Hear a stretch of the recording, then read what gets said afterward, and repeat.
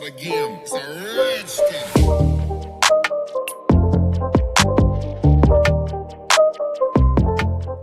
Hello everyone, आज का video special होने वाला है हमारे पेरेंट्स के लिए और साथ ही साथ उन बच्चों के लिए जो क्लास 4th में पढ़ रहे हैं। अब पेरेंट्स के लिए ही स्पेशल क्यों?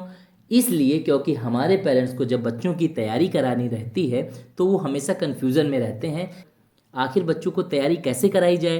क्योंकि जब उन्होंने एग्ज़ाम दिए थे तो उनके वहाँ जो पैटर्न आता था वो उसी हिसाब से आपको तैयारी कराते हैं, लेकिन क्या होता है केवी में बिल्कुल अलग पैटर्न फॉलो होता है। इसीलिए इस वीडियो में आप अच्छे से समझ पाएंगे कि आखिर एग्ज़ाम में क्वेश्चन किस किस जगह से आते हैं, कैसे क्वेश्चन आते हैं और क्या पैटर्न होता है। तो देखते हैं क्लास 4th के हिंदी के पेपर को। ये पेपर है सत्रांत परीक्षा का मतलब सेशन एंडिंग एग्ज़ाम। इसके टोटल मार्क्स होंगे 40 नंबर और टाइम दिया जाएगा आपको 2 घंटा 30 मिनट का। अब आपको पता होना चाहिए लैंग्वेज के पेपर में 6 सेक्शन होते हैं: पठन, लेखन, व्याकरण, सृजनात्मक लेखन, वर्तनी, सुलेख। इंग्लिश में भी सेम 6 सेक्शन होंगे, उसका बहुत जल्दी मैं वीडियो आपके लिए बनाने वाला हूँ। टोटल होते हैं 80 मार्क्स, उसमें 20 नंबर आपके ओरल टेस्ट के होंगे और 20 नंबर एमडीपी प्रोजेक्ट के होंगे। 40 नंबर का ये आपका पेन पेपर टेस्ट होगा जिसको मैं अभी डिस्कस करने वाला हूँ। पहला सेक्शन है पठन।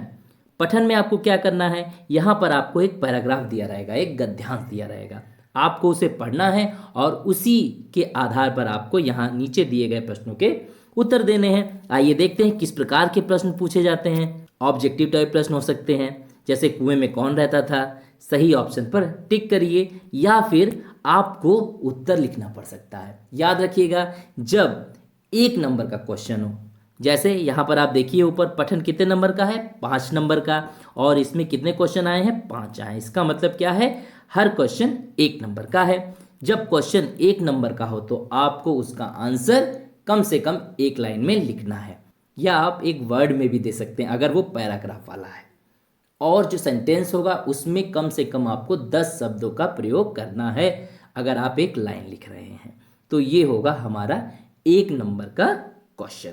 अब आगे बढ़ते हैं, क्या है अगला सेक्शन है लेखन। अब लेखन में ऊपर क्या लिखा हुआ है, गद्य एवं पद्य। इसमें क्वेश्चन आपकी बुक से आएंगे, चाहे वो पोएम हो फिर चाहे वो स्टोरी हो। गद्य मतलब स्टोरी, पद्य मतलब पोएम वाला सेक्शन। यहाँ पर 3 क्वेश्चन है। लेखन है 5 नंबर का, आपने ऊपर देखा था ना, लेखन कितने नंबर का था, 5 नंबर का था। तो इसमें एक 1 नंबर वाला क्वेश्चन है और 2 नंबर वाले क्वेश्चन है। अभी मैंने आपको बताया है कि आपको 1 नंबर वाले क्वेश्चन का आंसर 1 लाइन में देना है, जैसे बिन्नी कौन थी। फिर धनी ने गांधी जी से सुबह बात करना क्यों ठीक समझा, इस प्रश्न का उत्तर आप 2 लाइन में दीजिए, 2 पंक्तियों में दीजिए। इस प्रकार से आपको 8 नंबर वाले प्रश्न का भी उत्तर देना है। तो ये हो जाएंगे टोटल 5 नंबर के प्रश्न। अब ध्यान रखिएगा प्रश्न उत्तर से सिर्फ 5 नंबर के ही क्वेश्चन आएंगे पेपर में आपके। आगे बढ़ते हैं, अगला सेक्शन क्या है, अगला सेक्शन है व्याकरण का। अब आप सोच रहे होंगे व्याकरण तो क्लास में पढ़ाई ही नहीं जाती है। आप ध्यान दीजिए, हर पाठ के पीछे एक ऐसी एक्सरसाइज होती है जिसमें व्याकरण का कुछ ना कुछ बताया जाता है, या चैप्टर पढ़ाते समय ही आपको टीचर उस चीज़ के बारे में बताते हैं। जैसे यहाँ पर मैंने सारे टॉपिक दिए हैं जो क्लास 4th में आए हुए हैं पाठ में, जैसे विशेषण, लिंग बदलिए, विलोम शब्द, समान तुक वाले शब्द या तुकान शब्द, निम्न मुहावरों का अर्थ एवं वाक्य लिखिए, रात दिन एक करना, काम वाले शब्दों पर गोला कीजिए, वाक्य पूरा करो, कोई 2 नाम वाले शब्द लिखो, वचन बदलो, वाक्य के शब्दों को सही क्रम में लगाकर शुद्ध वाक्य बनाओ। इस तरीके से आपका व्याकरण का सेक्शन 10 नंबर का होगा और कंप्लीट हो जाएगा। अब क्या है रचनात्मक लेखन मतलब क्रिएटिव राइटिंग, जो 5 नंबर की होगी। इसमें क्या लिखा हुआ है, पकौड़ी बनाने की विधि लिखो। अब आपको 5 नंबर का उत्तर देना है। याद रखिए 1 number 1 line, 2 number 2 line, 5 number 5 line, कम से कम 5 लाइन में आपको आंसर देना है, तब आपको 5 नंबर मिलेगा।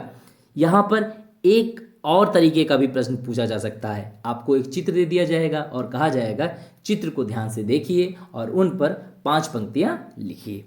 इस तरीके के प्रश्न क्रिएटिव राइटिंग में आते हैं। अब आगे बढ़ते हैं, अगला क्या है, अगला है वर्तनी, 10 नंबर का आएगा। इसमें कैसे प्रश्न आएंगे? निम्न में सही शब्द पर गोला लगाइए। आपको शब्द अर्थ लिखाए जाते हैं, ध्यान रखिएगा, उनको अच्छे से लिखना भी सीख लीजिएगा क्योंकि वहीं से क्वेश्चन आएगा। फिर री की मात्रा वाला शब्द लिखो, रिक्त स्थान भरो। सत्याग्रह 2 तरीके से लिख दिया गया, सही वाले को बीच में भर दो। इनमें क्या करना है आपको? 23 नंबर वाले में तापे छोटी की मात्रा भी, बड़ी की भी मात्रा है, सबको मिलाकर यहाँ पर लिख दो।